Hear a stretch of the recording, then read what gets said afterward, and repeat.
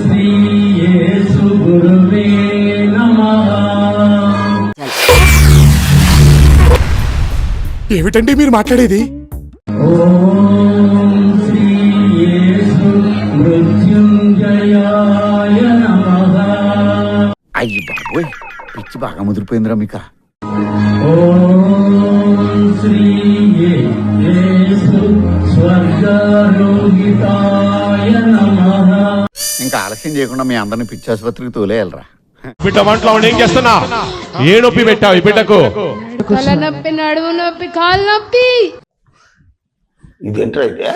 అరే నీ అబ్బా చంపేస్తా. ఇవన్నీ చంపేస్తావా? అందులో తప్పే ఉంది.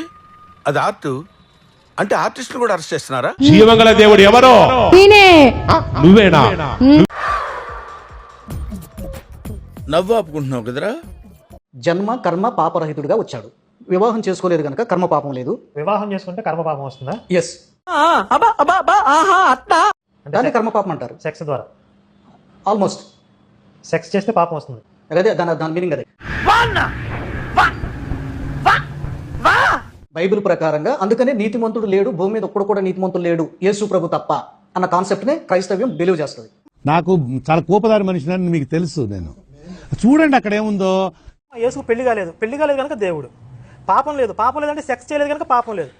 మరి అట్లా అయితే నాకు కూడా పెళ్లి కాలేదు, మరి నాకు కూడా ఏదన్నా చిన్న దేవదూత లాంటి పదవి ఏదన్నా వస్తుందేమో.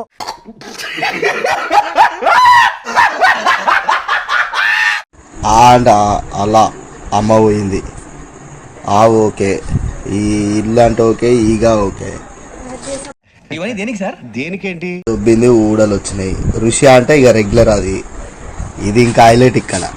ఏ అంటే ఎలుక, ఇంకో ఏ అంటే యేసు అంట.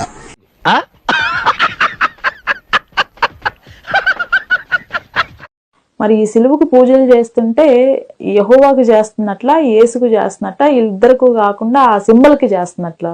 ఎవరికి చేయకపోతే వాళ్ళ కోపడతారని మొత్తం ముగ్గురికి చేస్తున్నారు. చెప్పబోయే సాక్ష్యం ఏంటంటే, నా వయసు 45 years, నాకు పిల్లలు లేకుండే. పెద్ద సమస్య వచ్చి పడిందే, ఇప్పుడు ఏం చేద్దాం? అక్క వాళ్ళతోటి నేను ఇక్కడికి వచ్చాను. ఒక రోజు రవిచంద్ర బ్రదర్ నాతో మరి ఇక్కడ నీకు అర్థమవుతుందా? అట్లా నాకు ట్విన్స్ ఇచ్చాడు దేవుడు. ట్విన్స్ ఇస్తే నేను మంచం మికెల్ పడి ఒకటి అబార్ట్ అయింది. అయ్యో సానుభూతి వద్దురా. నాకు సిజేరియన్ సెక్షన్ అయ్యి ఈ పాప దేవుడు నాకు అనుగ్రహించాడు. రవిచంద్ర బ్రదర్ కి నిజంగా నా నిండైన వందనాలు చెల్లించుకుంటున్నాను.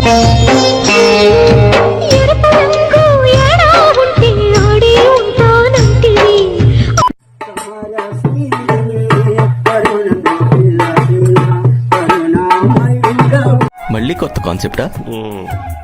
ఊపిరి పీల్చుకోవడం కూడా టైం ఇవ్వట్లేదురా.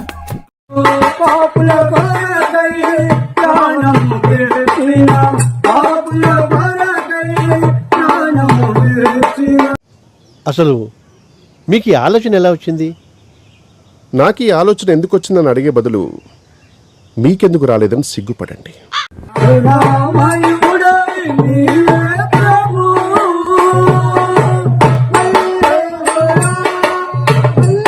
అంటే పబ్లిక్ అయిపోయారంటారా మీరు? బరితెక్కించేశారా?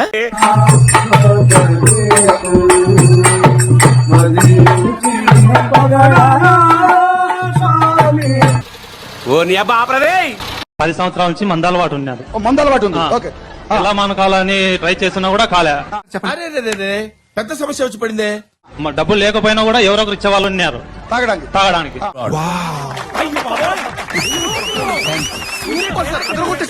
ఇప్పుడు ఎట్లా పిలుస్తాడు బా, నేను మళ్ళీ తాగడానికి అలవాటు పడతానేమో, ఇప్పుడు ఇక్కడ రాలేదేమో అనుకుంటాను. ఇప్పుడు అయన్నొద్దు, పాయింట్కి రా. ఇప్పుడు మీరు వాటర్ ఎత్తగానే అని చెప్పి ప్రార్థన చేసుకోండి. తెల్లటి వెళ్తురు ఇందులోకి నీటి బుడుగులు వచ్చినట్టు. ఏంటి బాబా అన్న, ఇంకోసారి అన్న. తెల్లటి వెళ్తురు ఇందులోకి నీటి బుడుగులు వచ్చినట్టు. నాతో చెప్తే చెప్పావు కానీ ఇంకెవరితో చెప్పకు, ఎవరు నమ్మరు. ఇప్పుడు ఎలా ఉంది? మీకు మందు మీద నుంచి మనసు పోయిందా? అది తాగాలనిపించట్లేదు. అవునా? నిజమా? ఆయనకు దైవ శక్తి వాటర్ లోకి వచ్చింది. మాకు నమ్మకం లేదు దొరా, ఏం అనుకో. తాకింది, ఇప్పుడు మందు తాగాలనిపించట్లేదు. అయ్యి బాబోయ్, నిజమే, నమ్మబుద్ధి కావట్లేదురా. వైట్ హెయిర్ అయిపోయింది అంతా. వైట్ హెయిర్ అయిపోయిందా? 60% ఆఫ్ ద హెయిర్ అయిపోయింది.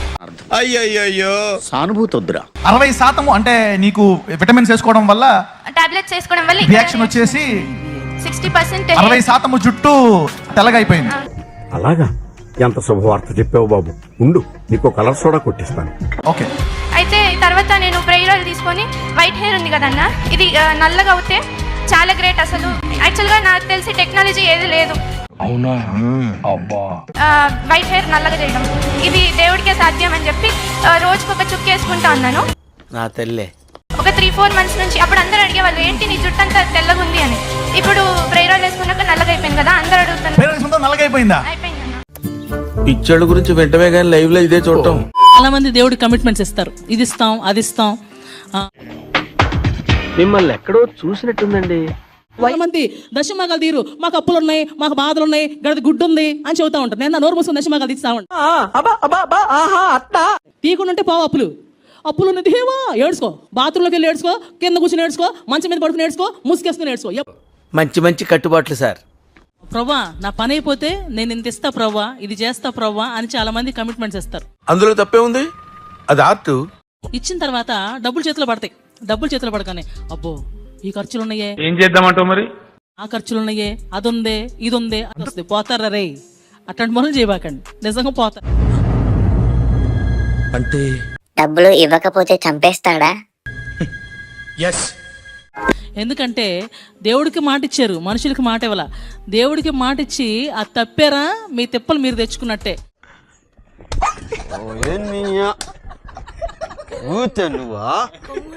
వెనకాల మీరు సపోజ్ 10,000 ఇస్తానని కమిట్ అయ్యారు అనుకో, ఇంటూ 4 40,000 ఎగిరిపోతాయి. In Jesus name. ఏం మాట్లాడుతున్నావురా? నరాలు కట్ అయిపోయింది. తర్వాత మళ్ళీ అయ్యో 40,000 పోయి నెత్తిని కొట్టేసుకుని ఆడవలసి వస్తారు.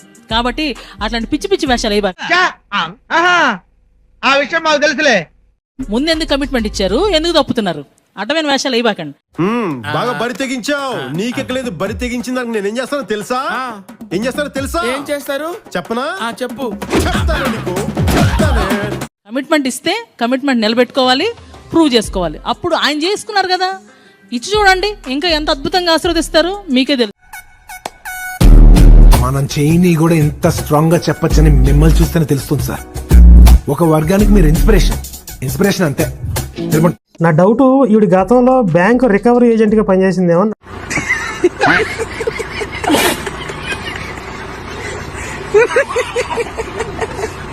ఎట్లా వసూలు చేస్తుందో అండి. రే కడతావా ఏంట్రా నాటకాలు ఎత్తనేది, కట్టు. దేవుడికి లెక్క చెప్పాలి మామూలుగా. ఏంటండి అసలు ఇది వ్యాపారమా మతమా? అంటే అది ఇప్పుడు ఆడేదో కష్టంలో ఉండి ఓ 10,000 రూపాయలు ఈ పని అయిపోతే ఓ 10,000 దేవుడికి ఇద్దాం. దేవుడు తేరా చూస్తే మళ్ళీ ఇంకో పక్క పిల్లలకో కుటుంబానికి అది అవసరం వచ్చింది. మరి ఈసారికి ఇవ్వలేకపోతుందనే మాట ఇచ్చాను, కానీ పరిస్థితి అనుకూలంగా లేదని చెప్పి ఇవ్వకపోతే దేవుడు పగబడతాడు వాడి మీద. కానీ మీరేంటో మీ విధానాలు ఏంటో ఇప్పటికి నాకు అర్థం అవరో బాబు. నా జీవితానికి ఏదైనా అసంతృప్తి ఉందంటే అది ఇదే. వీడు నాకు అంత ఇస్తా అన్నాడు, వీడు నాకు ఎంత ఇస్తా అన్నాడు, వీడు ఇవ్వలేదు, వీడి సంగతి చూడాలి. అరే పేతురు వీడి సంగతి చూడరని చెప్పి పంపిస్తాడు అనమాట. అసలు దేవుడు అనే పేరుని ఎంత చండాలంగా చెయ్యాలో, ఎన్ని రకాలుగా నాశనం చేయాలో అన్ని రకాలుగా చేస్తున్నారు. తెలియక అడుగుతున్నాను, ఇదో బతుక చెప్పండి. అరే నువ్వు నా 10,000 బాకీ ఉన్నావు, 10,000 ఇవ్వలేదు, నీ సంగతి చూస్తానని చెప్పి లెక్క రాసుకుంటాడు. వాళ్ళ దేవుడు పైన పరలోకంలో ఈ పరలోకంలో కూర్చుని ఆయన చేసే పనులు ఇయ్య. నవ్వు ఆపుకుంటున్నావు కదరా? ఏం చేద్దామంటావు మరి?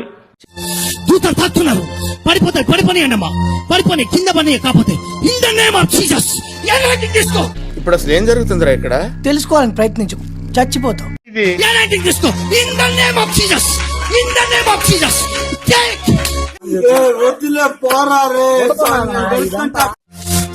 షాక్ అవుతుంది. In the name of Jesus.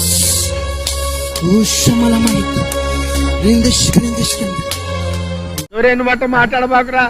నువ్వు మాట్లాడేది తెలుగా, తమిళమా, మలయాళమా, కన్నడమా, హిందీయా, పంజాబీయా? నీకు దండం పెడతానురా.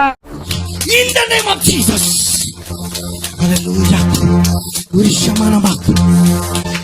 తీసుకో. In the name of Jesus. పిచ్చోళ్ళ గురించి వెంటనే కానీ లైవ్ లో ఇదే చూడటం.